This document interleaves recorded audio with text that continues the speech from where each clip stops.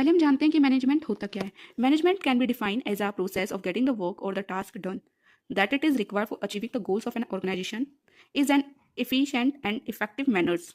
मतलब मैनेजमेंट वो होता है कि जब हम ऑर्गेनाइजेशन में मैनेज करते हैं कंपनी को, जब हम उसका वर्क और टास्क को कंप्लीट करते हैं, जो हमें एक मैनेजमेंट में एक गोल दिया जाता है या फिर एम दिया जाता है उसको अचीव करने के लिए।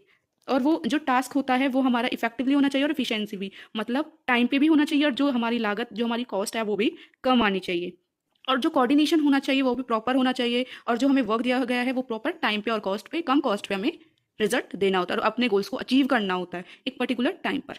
इसके कुछ फंक्शंस होते हैं मैनेजमेंट के। First of all planning, organising, staffing, directing and controlling. अब इनको देखते हैं कि इनमें होता क्या है। प्लानिंग प्लानिंग प्लानिंग को क्या बोलते हैं? प्लान।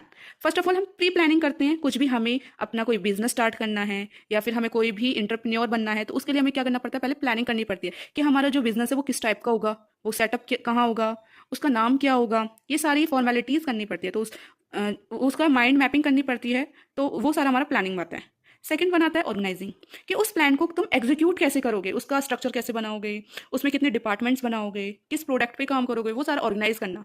स्टाफिंग करना मतलब रिक्रूट करना, मेंबर्स को जॉब देना according to your qualification, according your जितना उनमें स्टैमिना है उनके अकॉर्डिंग उनको जॉब प्रोवाइड करना। डायरेक्टिंग मतलब उनको मोटिवेट करना रेगुलरली, लीडरशिप क्वालिटीज़ उनकी डेवलप करना, कम्युनिकेशन स्किल्स डेवलप करना, उनको डायरेक्टली देखते रहना।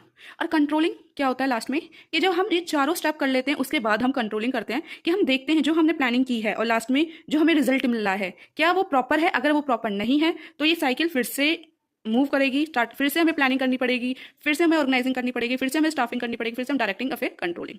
और इन पांचों को करने के लिए हमारा सबसे बेस्ट कोऑर्डिनेशन होता है, तभी हमारा एक मैनेजमेंट हो पाता है।